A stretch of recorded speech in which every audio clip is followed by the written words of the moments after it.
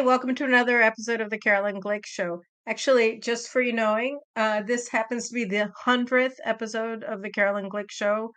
Yes, 100. So I guess that's a milestone. And it's also a special week because it's Passover this week. I'll be joined in a couple of minutes by my friend and colleague, Mike Doran, who's been on the show before from the Hudson Institute. And Mike is very, very keen observer of Israel and of the United States. And we're going to talk about the crack up of U.S. Middle East policy and how Israel is supposed to be looking at this, particularly at a time when Israel has never been more riven by internal fissures because a ruling class made up of all the who's who of Israel's high power society, whether it's Air Force pilots or bank presidents, high tech executives, or left-wing politicians, and of course, all led by Generalissima Esther Hayut, the president of our Supreme Court, guided in all she does by her predecessor,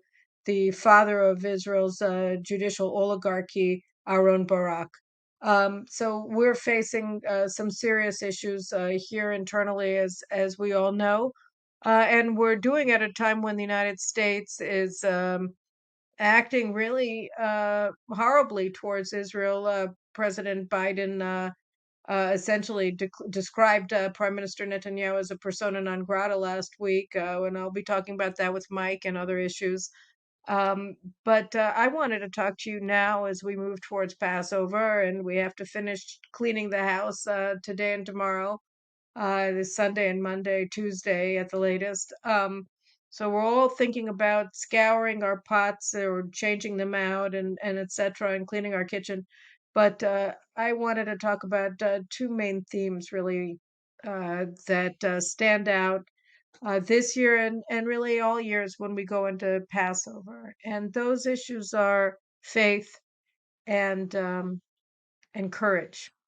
And when I was thinking about what I wanted to talk about with you guys, I was thinking about both of those. And one of the big pictures that we have of the Exodus from Egypt is when the Israelites arrive at the Red Sea and they're being pursued by the entire Egyptian army. And the storm is raging, the sea is raging. God hasn't parted the waters yet, and somebody had to jump in first. And a man named Nachshon ben Aminadav jumped in first, and the waters parted, and the children of Israel went through. And Nachshon is always seen as a symbol of courage. That you want to be a Nachshon, you want to be first, you want to be leading the path. But I think you have to see that courage can be great when it is directed by great faith.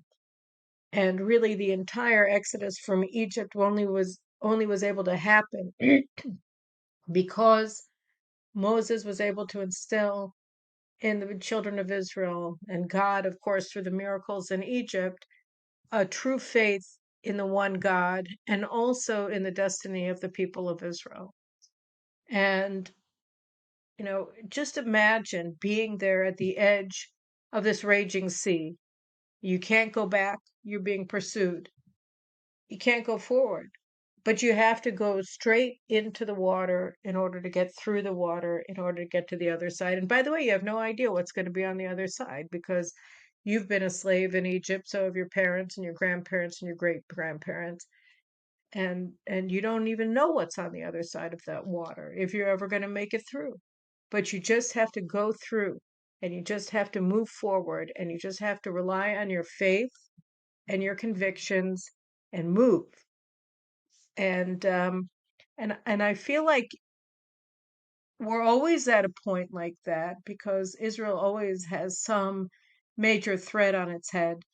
Um, and we always have to have faith paramount and a conviction in the morality of who we are and what we stand for and what we seek to achieve if we want to move forward in a world that is always threatening. And today it's threatening very acutely because the country that has always, or for a very long time, been a reliable ally to us, the United States, is now um, acting differently. They think that Iran with a nuclear weapon isn't necessarily a terrible thing. You had the chairman of the Joint Chiefs of Staff, General Milley, say just a couple of weeks ago to Congress that the United States opposes Iran having a fieldable nuclear weapon. But, as I said last week, they don't have a problem with a weapon that isn't fielded, meaning that they're not with Israel in its effort to block Iran from acquiring nuclear weapons. And we have just gone through a revolt of our elites against the people of Israel and against the concept of representative democracy. And this government now has to worry, about who is going to fulfill the orders given and who isn't, which is something that we've never really seen, at least not in this dimension before. So we're charting waters that we haven't gone through before at a time of great peril and danger. But I think, we have to take inspiration from our past, from our ancient past, and from our recent past, and go forward and believe in ourselves. And, I think a month and a half ago or so, maybe a month ago, I don't remember, a member of Knesset, former chief of staff of the IDF, Gadi Eisenkot, gave a speech at the rostrum of the Knesset, and he said that Israel's in greater peril than we've been in since the 1973 Yom Kippur War. And I was thinking about that also today, and I mean, a lot of people have been thinking about that. And what does that mean? Well, we know what it means. Iran is apparently already a threshold nuclear state, or about to be, or just passed, or whatever, but it's very late in the game. And we have to deal with it. We really, really do. This is the 0 hour, and our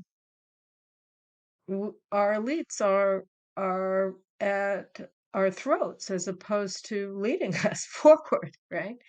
It's not the way that things were supposed to be. But we have to remember that in 1973, we experienced something similar. Our elites in 1973 lost their heads. We had Moshe Dayan was on the verge of of a nervous breakdown, or he had one. He was not functioning. The Dado apparently was also not functioning at the top level. The commanding general of Southern Command also had to be replaced in the middle of the battle. Northern Commander also sort of had an issue with being sane in the middle of the war. And the people who saved Israel weren't the generals who lost it. They were the line soldiers who didn't lose their nerve, and who fought to the death. Many of them, 2,600 of them, were killed in action, but they saved the country. And I hope very much that we won't see those kinds of casualties in the years to come. But we know why they did it. They did it because they had faith. They did it because they understood that this is what they were born to do, that this was their duty as people who happened to be in the Israeli military at that time. And as Avigdor Kailani, one of the great heroes of that war, said in recent months, when we had all of these uh, soldiers and officers in these elite units and pilots saying that they weren't going to serve in the army, said we fought in 1973 so that you would have the opportunity to be born, so that you would have the opportunity to continue on. What are you doing? This isn't why we fought. We fought for you. Not for you to break this country apart, but for you to persevere in this country. And so, that's really what our legacy is. And that really is what it is going forward. And one of the weird things is that when you have the courage of your conviction and you go forward, don't hesitate, but going forward when you need to, you find that others go with you. You're never alone when you dare to do the right thing.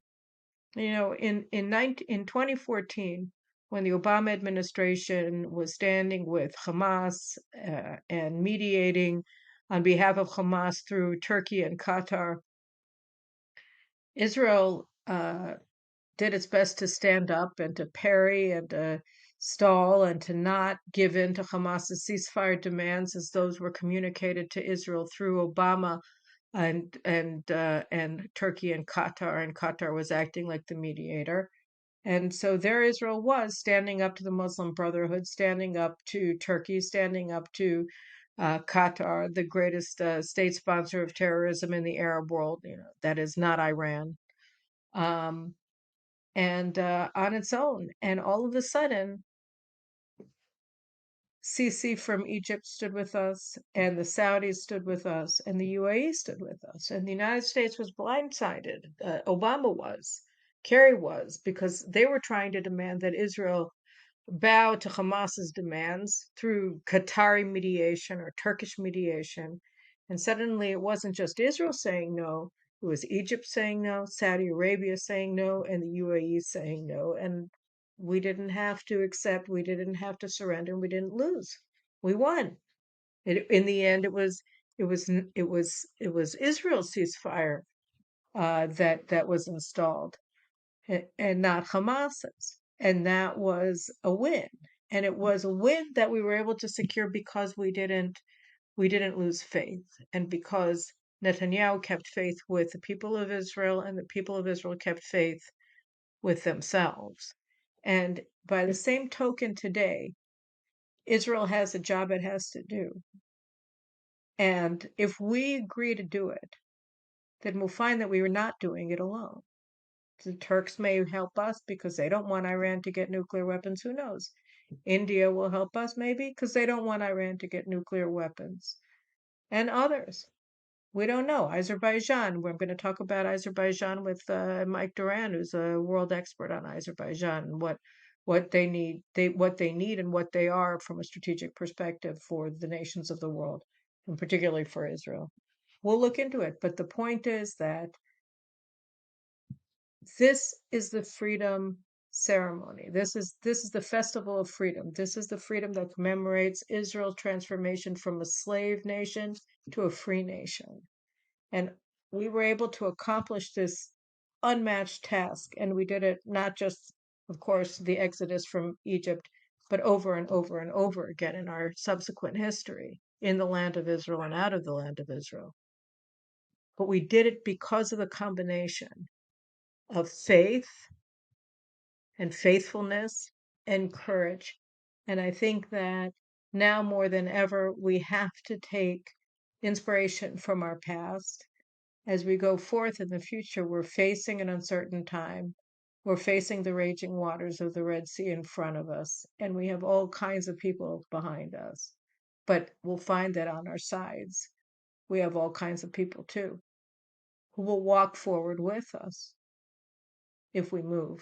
So I think that that's really the inspiration that I want to take from the festival, from the holiday of Passover. And the one that I wanted to share with you as you go forward and you celebrate with your children and with your families and with your friends this holiday, and as you think about it yourselves, because we are facing a difficult time in our history and in our lives. But as a people, things are kind of glum here in Israel, which is weird going into Passover. But I think that the more faith that we have and the more awareness we have of what's at stake and also what we've crossed through, um, the more courage we're going to have to meet this challenge and to triumph. So it's not easy, but if you have faith, you have hope. And if you have hope, then you're half the way there. So Chag Sameach, and now we're going to move very quickly to my conversation with Michael Doran. Hey, so we're really lucky this week to be talking about everything that's going on here with my friend and colleague Mike Doran from the Hudson Institute. So first of all, hey Mike, thanks so much for joining me back on the show again. Hi, Carolyn. Thanks for having me. Well, I mean, we're meeting yet again on the Carolyn Glick Show in a time of pretty miserable things happening inside of Israel with U.S. Israel relations. and really with the regional power balance in the Middle East between Israel and its enemy Iran, and also between the United States and other power brokers in the region, specifically China. So I thought, if we want to do sort of a grand tour of the crack up of the Western Alliance, I could think of nobody better to do it with than with you. So without further ado, I don't know how you feel like that I'm making you sound, but as these things go, figured The tour guide to the crack up. yes, exactly. So let's just first of all talk about what's happening here in Israel, which is that the United States is really intervening in in uh, in an incredibly hostile way in Israel's internal issues with the left and open riot against the government. But more to the point, I mean, we've heard some pretty vicious things being said by President Biden, and also actions that have been pretty alarming being taken by the State Department. So I just want to go through the two highlights that we both know about, which was that last week on Tuesday, the day after Prime Minister Netanyahu suspended the legislation of the very watered down judicial reform, all that it was supposed to do is place minimal limits on Israel's oligarchical Supreme Court, as we know. And Biden came out with seemingly off the cuff remarks to journalists and said effectively that Prime Minister Netanyahu is persona non grata, that he was not going to be welcome at the White House anytime soon. That was a stunning message, and and he pushed himself straight into the middle of Israel's domestic politics, where he said that Israel simply can't continue down this road of reforming the judiciary, which is, as we know, desperately in need of limits to its power. Um, these were things that this was really an unprecedentedly hostile statement by the US president. And then the very next day, we were sideswiped with this really weird statement by a NASA scientist named Amber Strawn, who was supposed to speak at a physics conference at the Israeli Physical Society, that I think was Bar Ilan University was hosting it, and the State Department canceled her travel permission and told her she wasn't allowed to come to Israel. And so that seemed like almost an official boycott of Israel by the Biden administration. This was a State Department action. So, this has come in the context of an overall hostile policy of the US administration towards the Netanyahu government, but not only, also towards Israel and its fight to prevent Iran from becoming a nuclear power and a regional hegemon, and its efforts to secure its national security and national interest in Judea and Samaria towards the Palestinians, or vis-a-vis the Palestinians. So, I mean, all of this is not happening in a vacuum. It's happening in the context of an overall policy of hostility of the Biden administration. What do you make of this? How are Israelis supposed to look at this? How alarmed should we be? I think your level of alarm should be average, which means uh, more alarmed than yesterday, but less alarmed than tomorrow.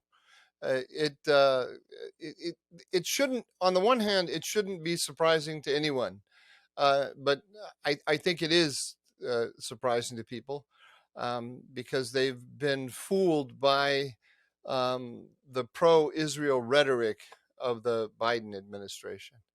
The actions of the administration are pretty much identical, or let's just say the policies of the administration, the underlying policies are pretty much identical to the policies of the Obama administration, which was systematically to downgrade Israel and Saudi Arabia in favor of a new, more open policy toward Iran. And nothing, the Biden administration came in, it is full of former Obama officials who are carrying out roles that are very similar to the roles that they carried out in the Obama administration. They have the same worldview, they're carrying out the same policy.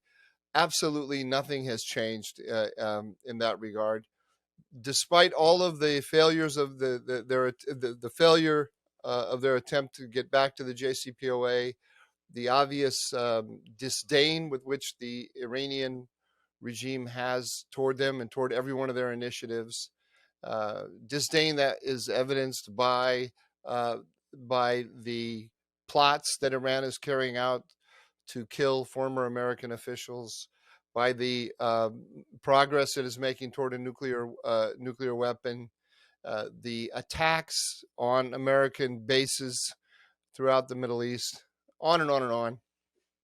Despite all of that disdain, the Biden administration, I was about to say the Obama administration, but it doesn't make any difference. The Biden administration still wants a strategic accommodation with Iran, and it wants to downgrade Israel and Saudi Arabia. And what it does, what the Obama people did when trying to downgrade Israel and America's other allies in the region, was to use the values card. It never the the Obama administration never admitted that it was doing what I just said. That is, moving toward Iran and downgrading the allies. It Obama sold the JCPOA to the American people as a narrow arms control agreement, not part of a larger strategic effort to engage Iran, and it presented all of the resulting friction with America's allies, Saudi Arabia, Israel, and Turkey, that resulted from the realignment toward Iran, as differences of opinion between the United States and those allies over issues of values. With the Israelis at the time under Obama, it was the Palestinian question. Under Biden, the possibility of progress on Israeli-Palestinian relations is now seen by everybody to be just about nil. So they don't play that card quite as hard, but they have been given a card by this domestic political crisis in Israel, and they're playing the card astutely from their point of view. And lucky for them, they have, I don't know what percentage of people are out on the streets of Israel blowing shofars and waving flags and stopping traffic. What is it? Would we say that there's a third of Israel is behind that, Carolyn? I don't know what number you want to get. Whatever, some significant percentage of the population is on the streets, and it's not just No, delighted it's certainly not a that. third. It's certainly not a third. Israel has 9 million people, and we've seen, 100, maybe No, I on a mean on a people who good day, support 200,000, 200. but people Who who support support it. those actions. Whatever it is, some significant segment. They're not only welcoming Biden's intervention, they're inviting it, and that's just amazing. But it's a factor that we have to deal with. So, I mean, the difference between Obama, of course, and Biden is that we're way down the road in terms of Iran and where it stands now in terms of a nuclear arsenal. You have all of the U.S. experts saying that Iran is already a threshold nuclear state, or, on the verge of being. They have 84% enriched uranium, and weapons grade is 90. And I'm no expert, but I don't know what the difference is. I mean, it can't possibly be a big one. It's only 6%.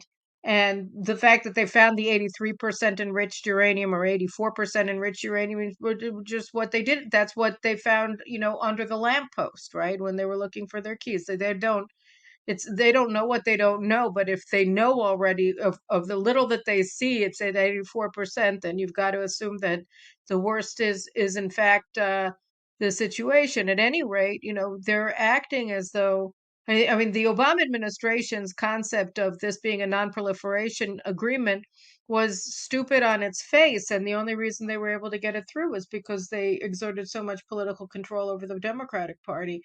But here, they're further on. America is much weaker. It wasn't in a great position in 2016, 2015, but now it's in a disastrous position. I mean, you've got to really wonder what they're thinking, right? You have either to every action there's a reaction. So Israel right now is still spinning and trying to figure out and get its bearings, and the left has really, put us into a tailspin, especially by going to the United States and other foreign powers and trying to get them to work with the left to destabilize the government of Israel, which, these are outright acts of treason. And you had former Prime Minister Ehud Olmert calling for an international boycott of the government of Israel, and then over the weekend he had his picture taken eating lunch with the ambassador, the United States ambassador to Israel, Tom Knights, which is just an extraordinary thing when you think about it. I mean, here is this guy calling for the nations of the world, first and foremost,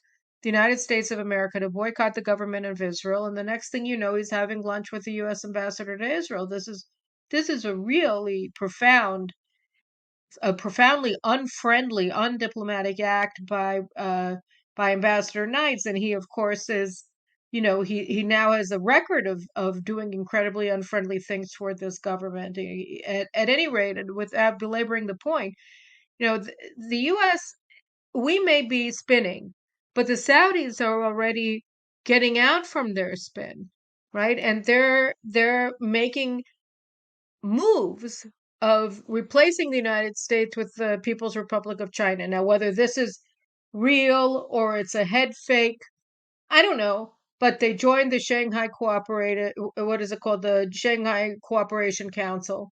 They're trading oil with in some sort of a tripartite agreement with China and Brazil, not in petrodollars, which of course undermines the U.S. dollar as the international currency.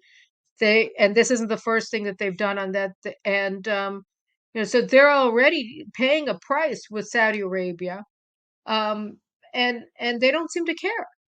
No, Iran is acting in alliance with Russia and with China against the United States, and the Americans don't, like, they are dead set on undermining their alliances on behalf of Iran, which then goes out and does even more provocative things that undermine. They attacked the United States in Syria, and then you have Lloyd Austin saying, "Oh, they've attacked us 80 times and we've responded 4." So what do you think is what do you believe is driving US foreign policy? Because a rational policy analysis would seem to indicate that they're going down a very destructive road. Forget about Israel for a second, for the United States. right. So I think you have to imagine in the administration there are three kinds of people. Uh, uh, One kind of person would see things kind of like we do. Uh, that is to say that when they heard that China brokered the deal to improve relations between Saudi Arabia and Iran, they found this to be a disturbing thing. Clearly, clearly, when China moved to build a military base in the Emirates a couple of years ago, everyone in the administration recognized that that was a bad thing, and they put pressure on the Emirates to shut down the military base project. So that's one school of thought. But those people um, don't think that it is 5 minutes to midnight with respect to China in the Middle East. They what they say to themselves is that our allies want our hard power, and only the United States has the ability to counter Iran in terms of hard power, and China can't do that. And therefore, the allies will, they'll say, as you did, that it's a head fake, it's a symbolic act, but our position is really pretty much secure in the region, and we don't have to get too worried about this. A second group of people in the By the administration way, who is would you put at the head of that group if there's somebody that you can point to and say, I think he's in that group? Plenty of when I say administration, I'm saying plenty of people in the career bureaucracy. You can see if you follow the op-eds of people who are close to people in the administration. That was the line that came out. I even heard it from people on the Republican side. I don't want to name, who quickly got a briefing from the administration saying, the Chinese didn't actually broker this thing. They just ran to the front of the parade and pretended to be the organizer of it, and so on. And in a second, I'll explain why I think that that's that there's some truth to that statement, but why it's a very bad analysis. But let me get back to the other two groups, though. The other group wants to get out of the Middle East. They think that we think that they think that it's time to leave. That we are overcommitted there. It's time we need to have a pivot to Asia.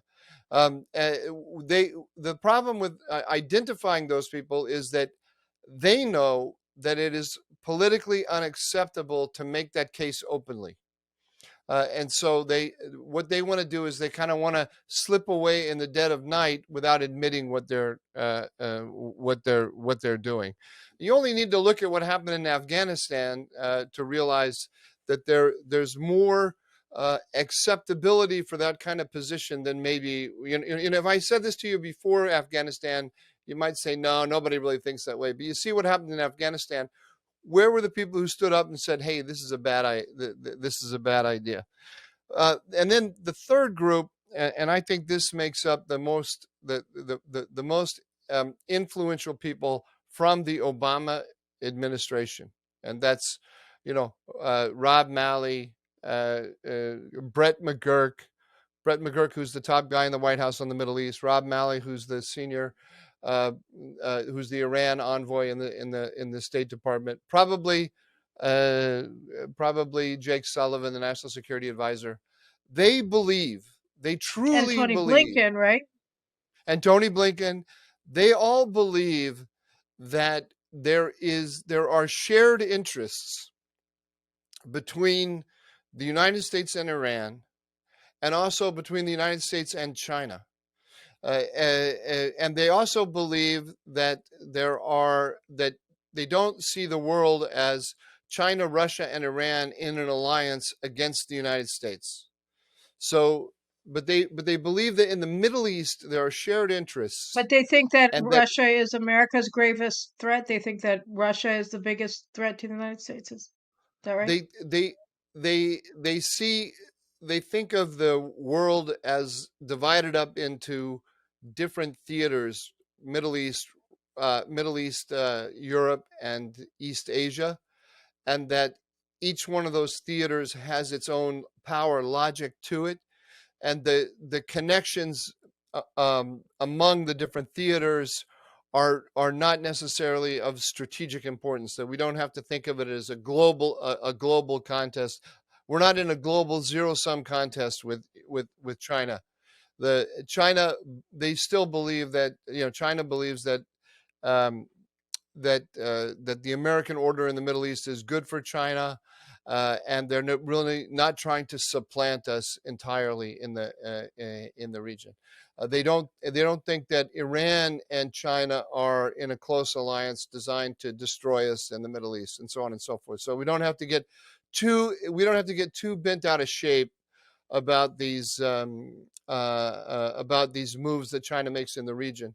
And they also believe, and this is the key thing, Carolyn, with respect to what you and I care most about, and that is they believe that Israel and Saudi Arabia are forcing the United States into a conflict with Iran that's not in the interest of the United States, and that if the United States will distance itself from what they would consider to be the maximalist agenda of the Saudis and the Israelis with respect to Iran, then they can calm down the tension. I mean, the slogan they have is de-escalation, diplomacy, and dialogue. And now they have another one: regional integration. They want to integrate Iran into the region. So if you may have noticed some of the reports sourced to the White House after the deal that China brokered between Saudi Arabia and Iran, saying that the administration is looking forward to reducing tension in Yemen as a result of this deal. So the deal is a good thing, and it means that the attacks by the Houthis against the Saudis can now come to an end because we can come to a deal. Thanks to all the friendship that's breaking out across the region, we can have a deal on Yemen. That is truly how they see the world. They came to power claiming that this would be the case. Joe Biden wrote an op-ed called "The Smarter Way to Contain Iran," and the smarter way to contain Iran was basically to appease it. And they have catechized their progressive base into believing that this is the smarter way to do things. They're not going to turn around. Just think about it like this in terms of domestic politics, Carolyn. Joe Biden is not going to go before a progressive audience and say, you know what, I really got Iran wrong. What we really need to do is have a policy of maximum pressure, like the one that Donald Trump carried out. And that's how we're going to get what we need on Iran. That's simply not going to happen. Even if you and I can conclude that it's the only possible way forward, he's not going to do that. In Israel, we keep hearing these military officials and military commentators on the news saying, oh, well, now that the Iranian militia has killed an American in Syria, oh, now the Americans are coming to see things Israel's way.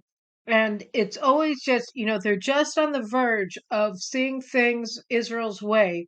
And all we have to do is keep on, talking to them and explaining things to them. And then they're going to see things our way. And then they're going to work with Israel on fighting Iran's nuclear program.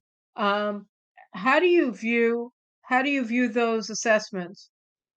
I've been listening to those assessments since the first time I sat and had serious conversations with high-ranking Israeli officials about the worldview that I just described to you was in 2014.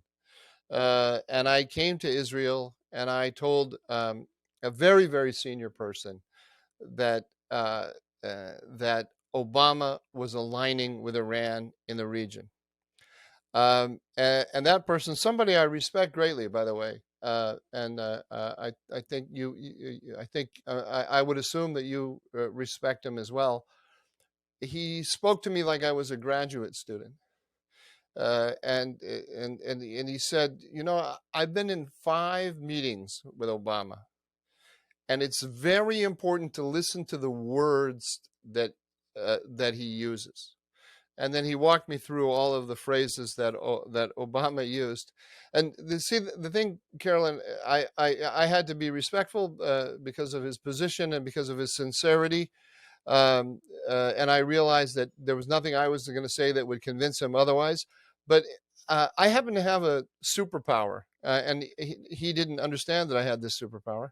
And that is that I know every thought that goes through Barack Obama's mind, in particular with regard to questions like this. And that's because, although his name is Barack Hussein Obama, and he would like you to believe that he has well springs of that. He is a wellspring of wisdom, and he has reservoirs of knowledge that come from long periods abroad in I don't know, Indonesia or where else. I'm hearing an echo on here. I hope it's not. I don't know what happened there. Okay, it doesn't matter. He has these reservoirs of knowledge from having a Kenyan father and so on and so forth. The guy grew up in an in an upper middle class white family in Hawaii. He went to all the same kinds of schools that I went to, Columbia, Harvard, and so on. I went in Occidental. I went to Stanford and Princeton, and I've sat in graduate school seminars with people that think exactly like Obama for more hours than I care to recount. I'll never get those hours back. But the one thing that they gave me was that they gave me a complete understanding of how the guy sees the world, because he has the worldview of an Ivy League professor, but he has this incredible retail political skills that no Ivy League professor will ever have, and he can sell that worldview as a worldview that's actually in the American interest in a kind of classical in the classical terms of foreign policy. Unfortunately, and this has been very painful to me, Carolyn, and this is my therapy here to be able to talk to you about this stuff, about the inner pain I have. The Israelis have bought it. They have bought it, and they continue to buy it.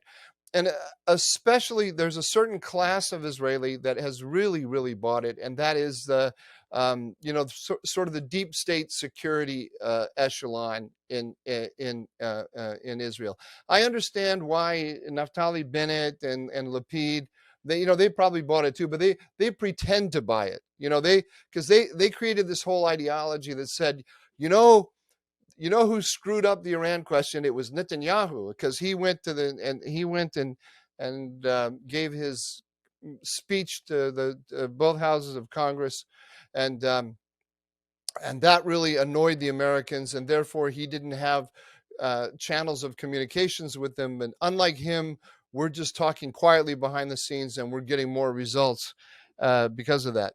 But underneath them, they had to come up with this political ideology in order to say that they're better at everything than Netanyahu.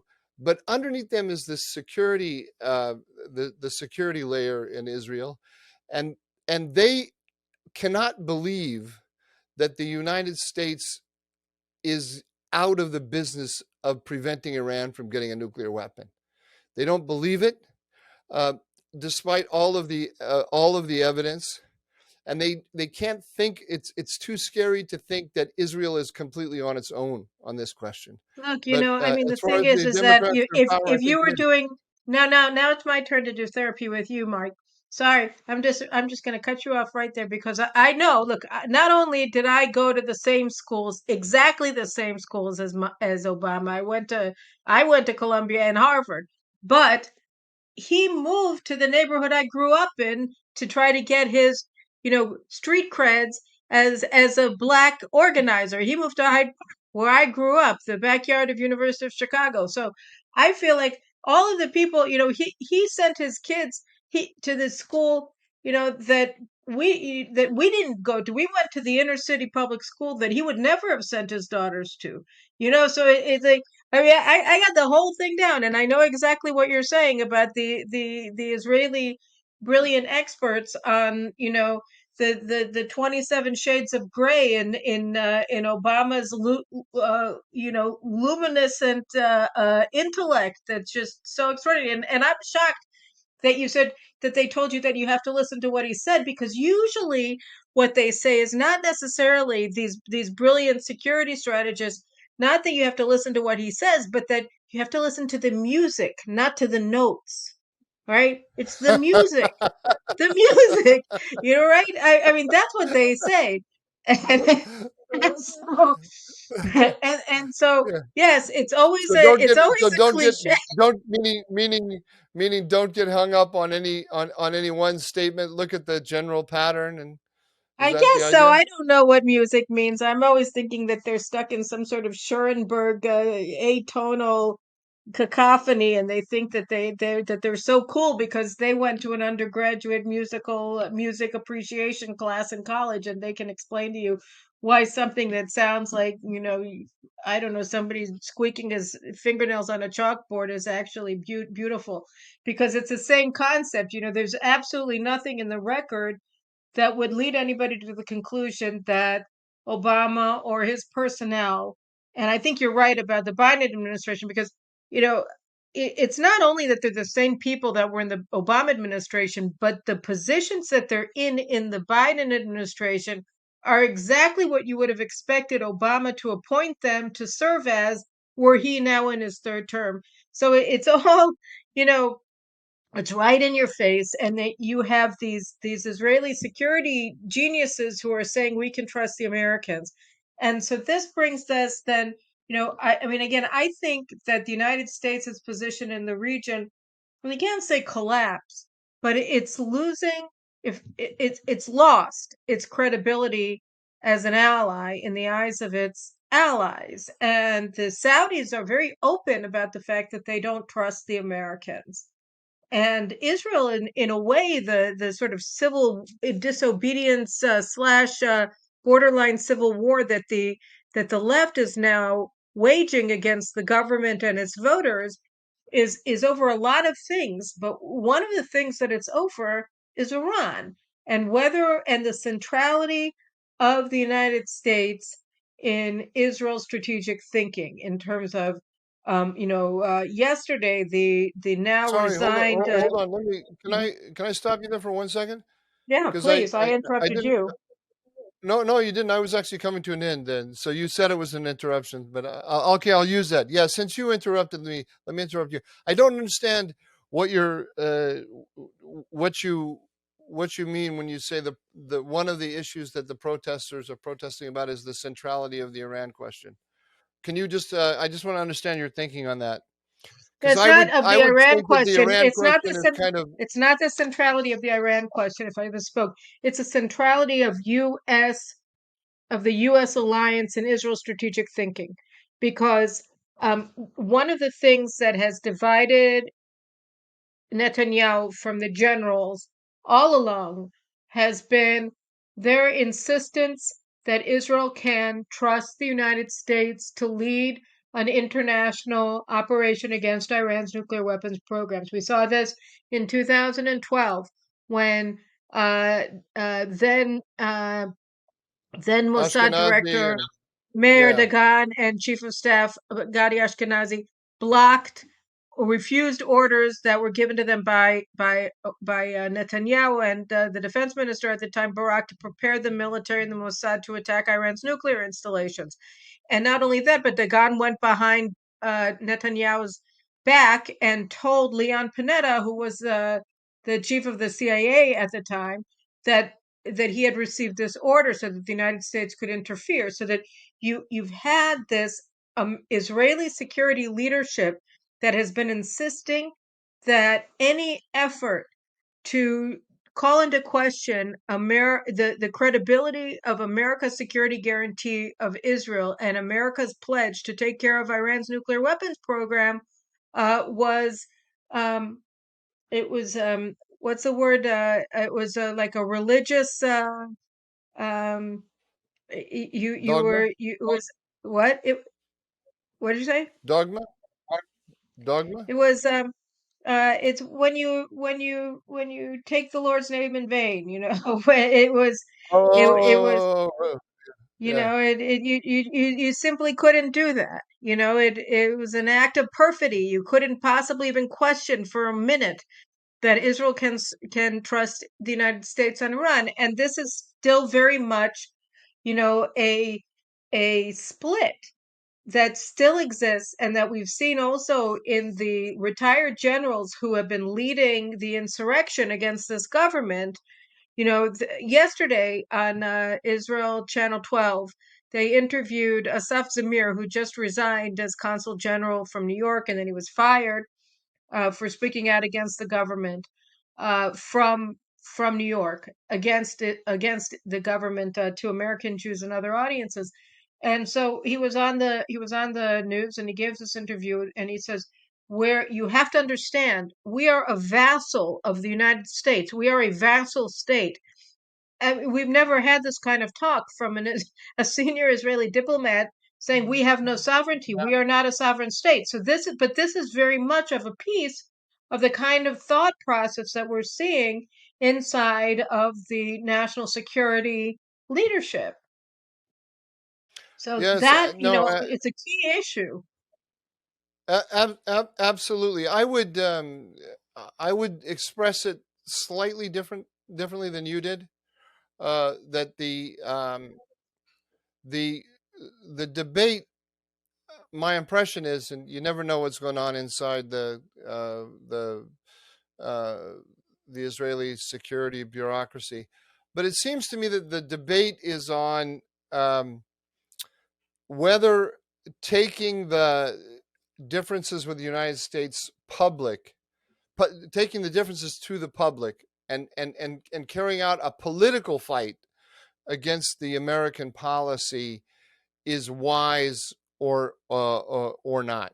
That's the way it seems to me, because a lot of the people, when I probe their thinking about why they think that the Obama approach is so bad, it really comes down to you can't go and stick your thumb in the eye of the great power patron of the United States. It's not that he's wrong about where the American policy is leading. It's just that the way to fight it is always better if we do it behind behind closed doors. Um, but I don't think they've really taken the full measure of what the American policy is. They certainly don't understand, like I think you and I understand instinctively because of our backgrounds, what the American domestic politics are of the Biden administration's Iran policy.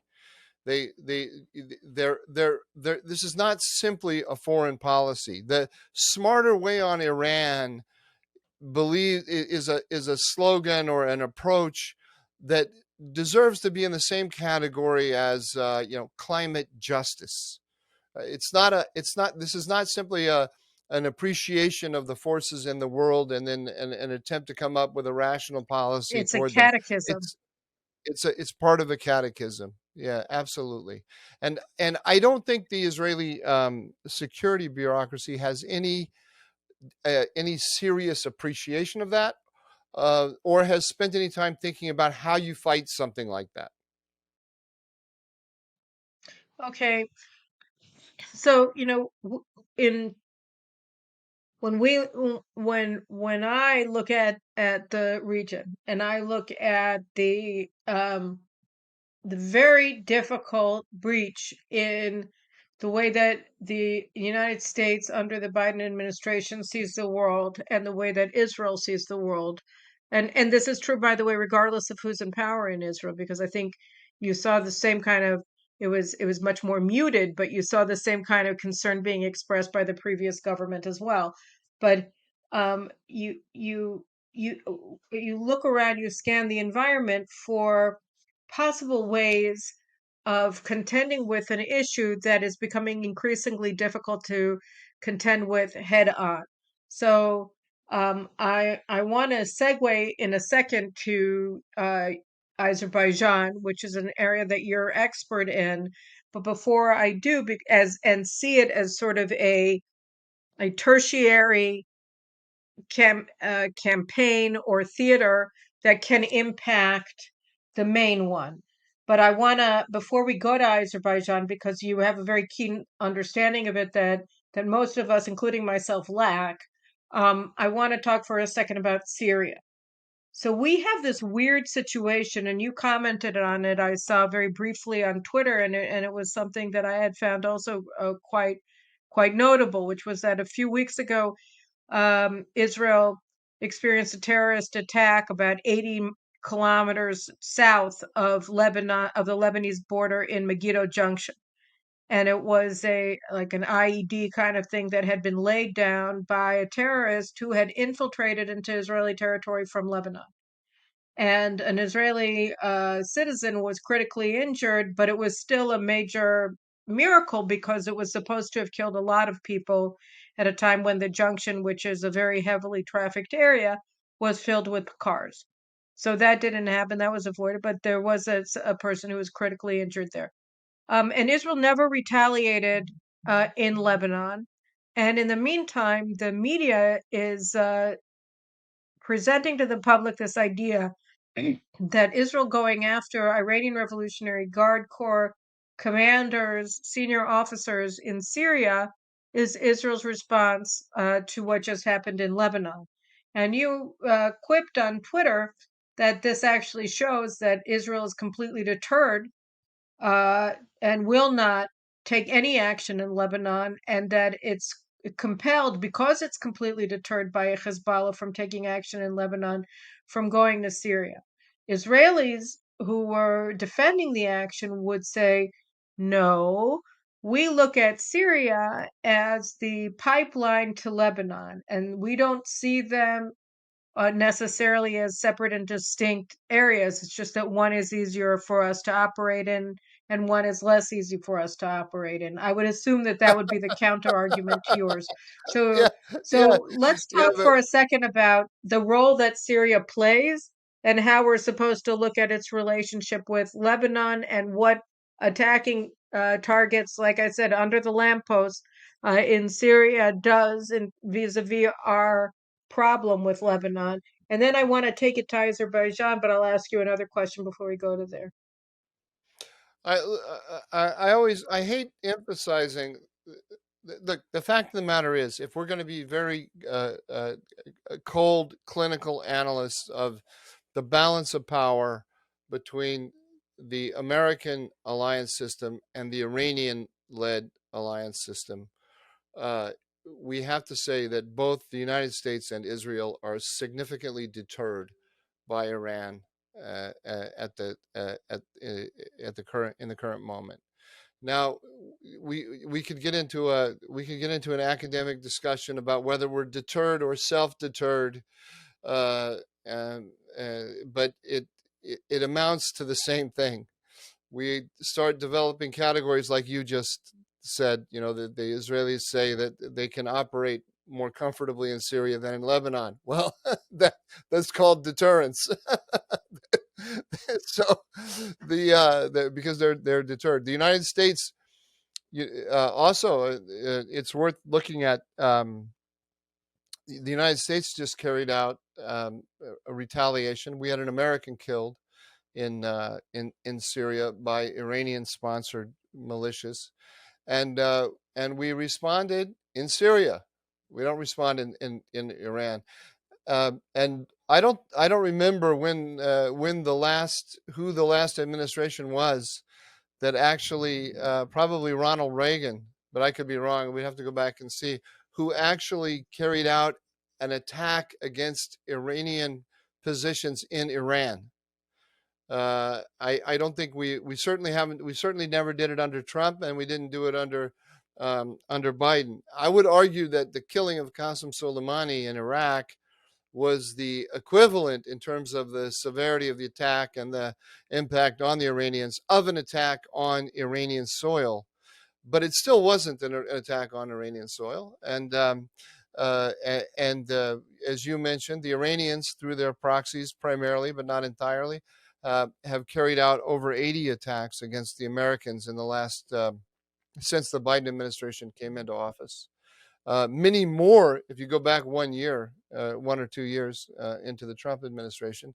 And the United States has never attacked Iran directly. If you're sitting in Tehran or you're sitting in Beirut and you're doing a calculation about your adversaries, you have to conclude that the Americans and the Israelis are deterred to a certain extent. And with respect to the Israelis are deterred by the Iranians, but also by the Americans.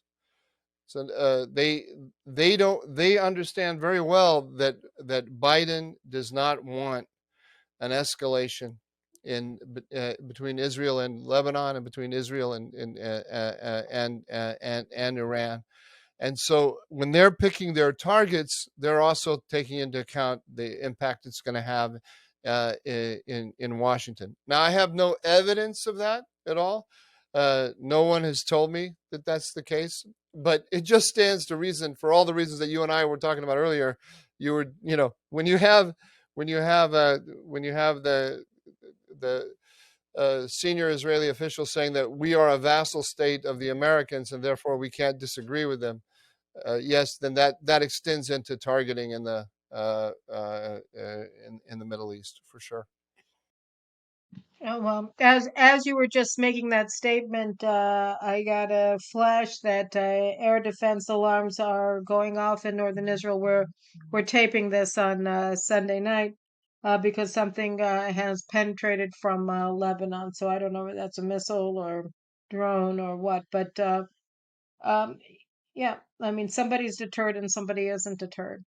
Um, but Right, and we I let's not forget. I don't know. I can't remember if you and I ever talked about it. We don't need to get into it deeply here, but I was very critical of the Israeli-Lebanon maritime border agreement, uh, and I was my the substance of my criticism was that the United States was slotting Israel into the same position with respect to Iran and its proxies that the United States had slotted the Saudis and the Emiratis into. And that is that it was that the Iranians would carry out acts of military provocation and the United States would respond by mediating. And it turned itself into the United States is turning itself into the grand mediator between the Iranians and America's allies, rather than the leader of an alliance system designed to contain the to prevent Iran from getting a nuclear weapon and to contain it on the ground. Yeah, I mean, I agree, which is why I find it so disturbing that our senior military officials seem to still think that it's worth bearing and or carrying out, having faith in the United States that it's going to lead any sort of charge against Iran. I find that to be a critical failure. But and so let's just take for the it's a drone attack that was just downed in northern Israel. Just for all of you who heard it here 2 days late, because this will be released on Tuesday for the first time. A It was a drone drone. attack coming from a drone attack coming from Syria or from Lebanon? Lebanon, Lebanon. You mean having the Israeli Lebanese maritime border agreement didn't turn Hezbollah and Israel into partners for peace on the way to a Right. new Abraham Accords? Right, it's That it's didn't it's the happen. same concept as Hezbollah was going to turn into a debating society when Israel left southern Lebanon in 2000. That was going to happen as well, if you forgot. And the PLO was also going to abjure terrorism once the Israel transferred Gaza and Judea and Samaria to its terrorists and gave them a lot of guns, because when you give guns to terrorists, they stop being terrorists. Guns and Obviously. greenhouses. Yeah, obviously, that just always happens. We all know that, but from our history. Um, but I wanted to go to Azerbaijan because, you know, one of the things that those of us who live in the real world are always looking for is w- what what are the things that are stressing the enemy? What are the things that keep it busy, preoccupied, and concerned? And so one of the things that we found really was this proxy war, if you will, between Azerbaijan and what is it? 30% of Iranians are actually Azerbaijani in their ethnic background. And so Azerbaijan is also a country and it neighbors Iran, and it's in a war and has been in a long-term struggle with Armenia, which is an Iranian ally and also a Russian ally, over the contested area of Nagorno-Karabakh. And Israel and Turkey a couple of years ago were helping Azerbaijan fight Armenia in Nagorno-Karabakh. And so um, I've read a couple of articles, or mainly headlines, really, in the past week or so from different places, and you've written about this widely, about the strategic importance of Azerbaijan and Nagorno-Karabakh for Iran, and what its intervention, its massing troops along the border with Azerbaijan. How from an Israeli perspective are we supposed to look at that? And just one last thing I'll do in the setup is that Azerbaijan just opened an embassy in Tel Aviv, I think for the first time. I think it was Right. last month. So we're seeing a new alliance sort of in formation between Israel and Azerbaijan, fighting a common foe through proxies, and directly in certain cases. So how should we look at Azerbaijan and Iran? Uh, so Azerbaijan is as you suggested. I think it's the most strategically important country that you've never heard of, especially if strategically important for people who see the world like you and I do, Carolyn, who think that the Iran threat is the primary threat to the certainly to Israel in the Middle East, but also to the American position in the Middle East. The big, if you pull back and look at the sort of big sweep of history, I mean, from the end of the Soviet Union until yesterday, the big story in the South Caucasus being the countries, three countries, Azerbaijan, Georgia, and Armenia. The big story there is the weakening of the Russian position in the region. Historically, the Russians have considered the South Caucasus to be their area of to see it as a area where they have hegemony. And what's happened in the last 2 decades is the rise of Azerbaijan as an independent power, independent of Moscow, and the development primarily of an Azerbaijani-Turkish alliance. So Turkey has been able, through Azerbaijan, to muscle into this area that the Russians have considered to be their area of hegemonic interest. And there's actually an alliance. It's Turkey, Georgia, and Azerbaijan. Georgia, to the extent that Georgia remains capable of carrying out policies independent of Moscow, it's because it's standing on the shoulders of Turkey as well, as is Azerbaijan. And a remarkable story in 2022, as you suggested, is that Azerbaijan defeated Armenia with the help with support from military support. I'm saying supplies, military equipment from Turkey and Israel. And so Israel and Turkey, who were at the time, at loggerheads with each other, both saw that they had an interest in supporting Azerbaijan. So as Azerbaijan gets stronger, it's also deeply upsetting to the Iranians because, as you mentioned, between 1/5 and 1/3 of all Iranians are Azerbaijanis, and they live predominantly. The Iranian Azerbaijanis live predominantly in the northwest quadrant of Iran, right below Azerbaijan.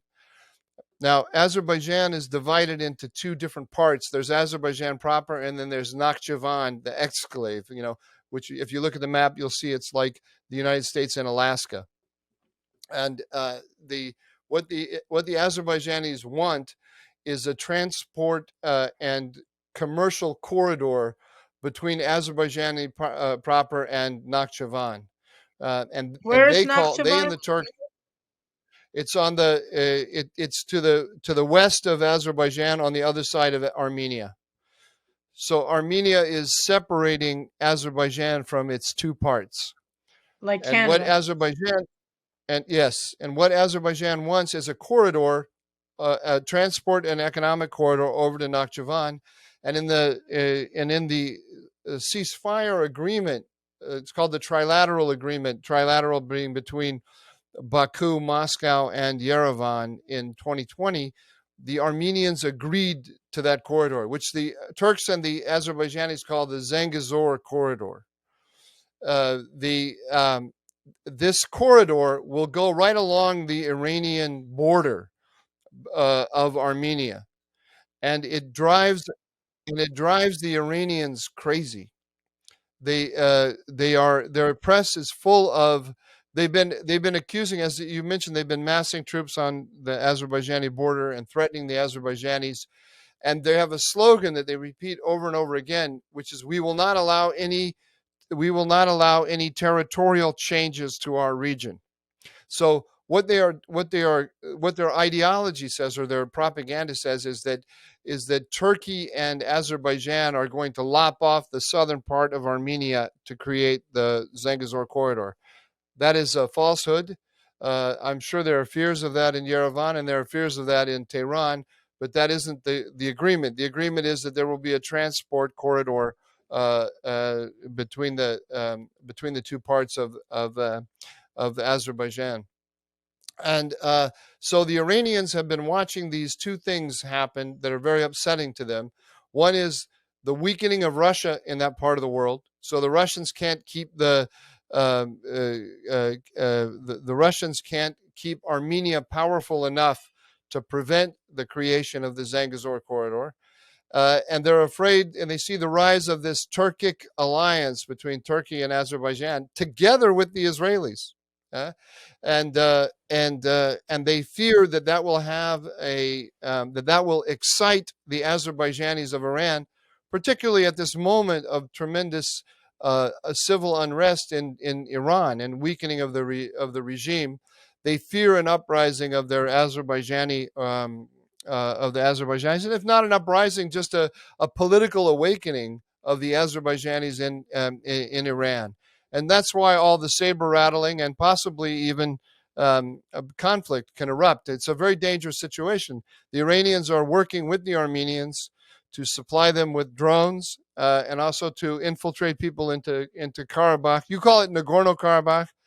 Those of us who support the Azerbaijani claims in this regard call it Karabakh, because Why Nagorno Nagorno-Karabakh is is is the Armenian way of calling the area? Is that it's the old Soviet concept to create a fake region that doesn't actually exist. Karabakh is the region, and to divide out Nagorno-Karabakh is the area of Karabakh in which you have the largest percentage of Armenians.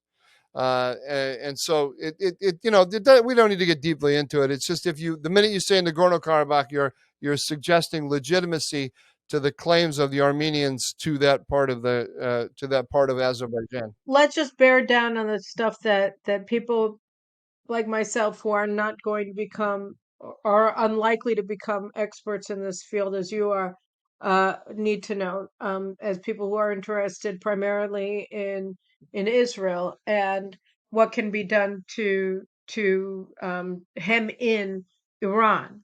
And so the question is how what is the basis aside from what it does for Azerbaijan itself?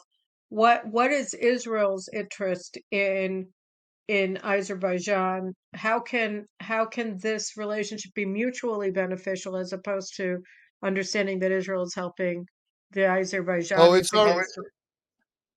it's already mutually beneficial. It's a very important strategic relationship for Israel. Israel gets about 1/3 of its oil from Azerbaijan, which goes on a pipeline through Georgia and Turkey to the port of Ceyhan in the Mediterranean. About once every 24 hours, there's an Israeli, especially in peak season, there's an Israeli tanker in the port of Ceyhan in Turkey bringing you the oil that you're burning right now as we speak.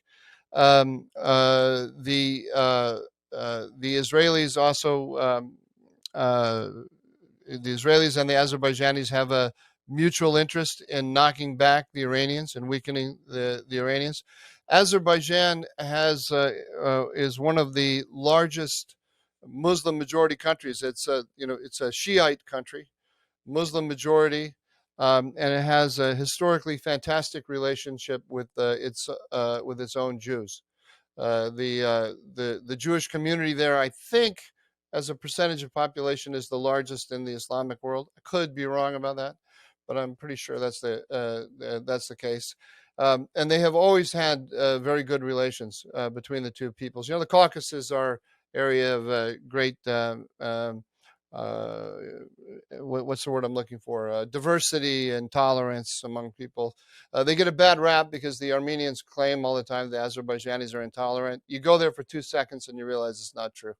And when I look at this, though, I look at it from an American point of view. And if the United States was working on the assumption that it truly wants to contain Iran, and but yet doesn't want to get involved in another kind of George W. Bush style invasion of a Middle Eastern country, then we should be looking to build up this trilateral arrangement, or an alliance is too strong, alignment uh, between Turkey, Azerbaijan, and Israel.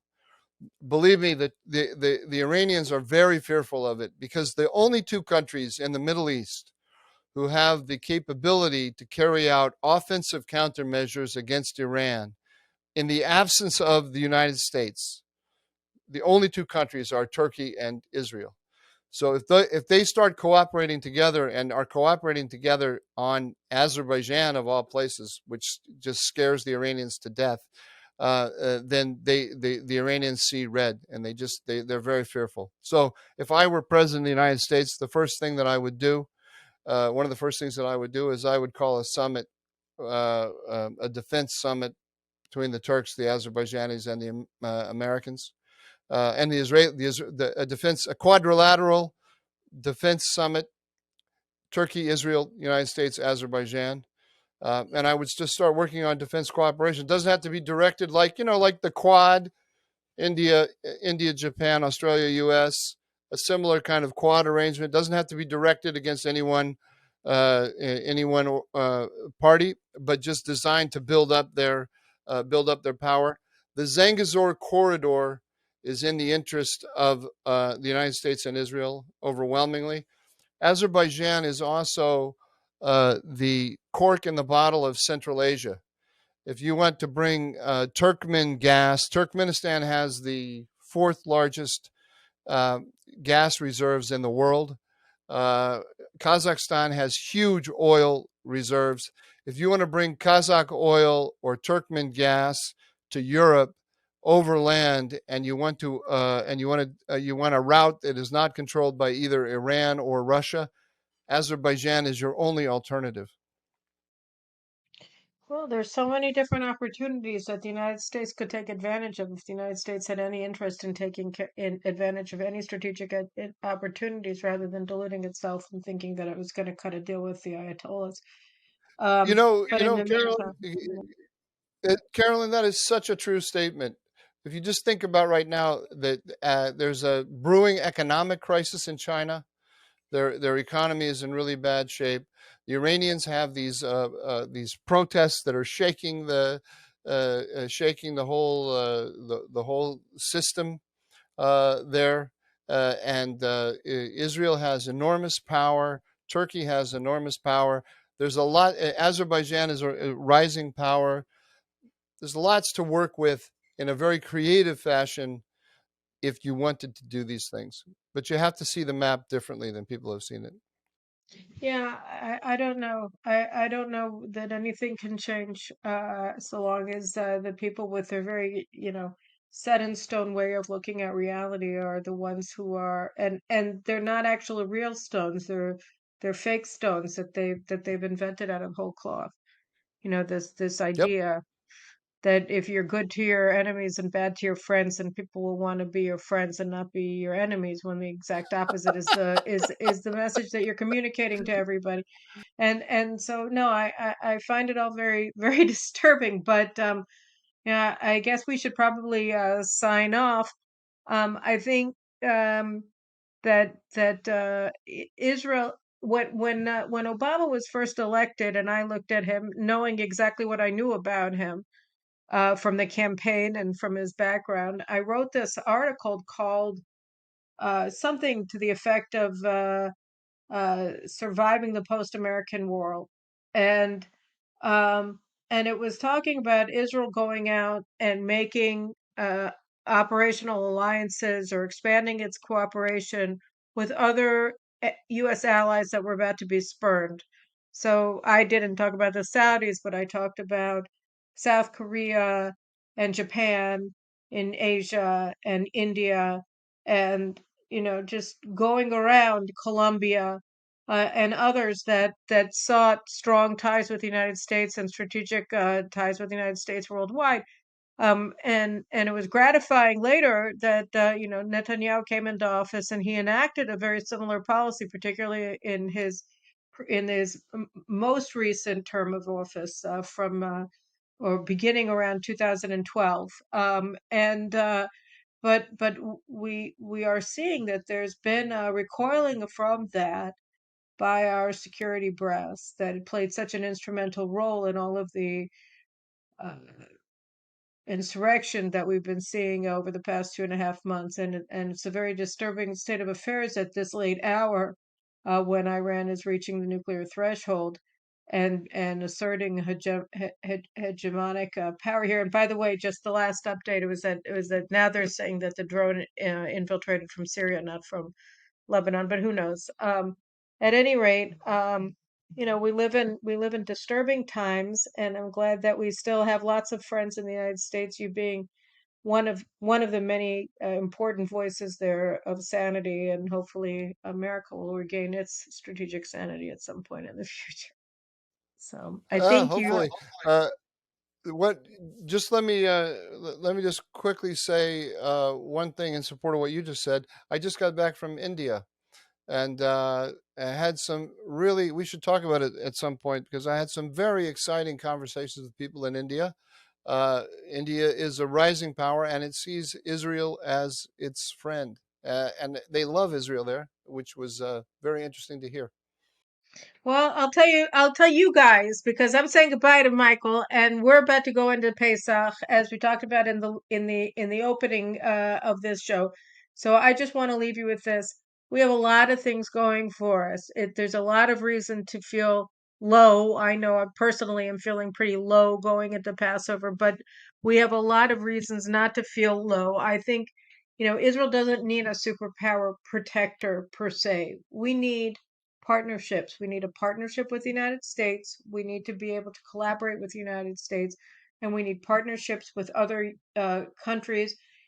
India, I'm pretty certain, would be very happy to do a lot of the kind of technological things with us that we know how to do, and if the United States don't want to, then we should be exploring our options. And then, I truly believe that when the United States regains its senses, that it will then latch on, just as Donald Trump latched on to the operational alliances that Israel had already built during the Obama years with Saudi Arabia and the UAE as a result of Obama's betrayal, that they'll be latching on to other actions that Israel takes to survive this additional post-American period that we're going through with the Biden administration. So there's no reason to lose hope. There's plenty of reason to feel um, very confident going forward that we'll be able to rise to all of the challenges that we face. We just have to have faith in Carolyn, ourselves, y- you know. Carolyn, you Yes. remind me. In 2020, I was in Azerbaijan for the war, the Second Karabakh War with Armenia, and at the end of that war, Vladimir Putin shot a ballistic missile at me. I was in Baku, and he shot a missile. He in support of Armenia and trying to stop the Azerbaijani advance. He sent a ballistic missile to Baku, and I was saved. At me, Vladimir Putin targeted me, but I was saved by a Barak 8 missile defense system, which was co-produced by India and Israel. So the fact that I'm here with you today talking about Azerbaijan is thanks to the Indian-Israeli defense cooperation.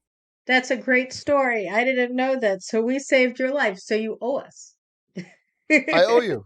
I owe you, and here I am paying you back. Well, I appreciate it. I'll take that repayment anytime. We'll have you back soon, and we will talk more about India because that's one of the subjects that I'm greatly interested in.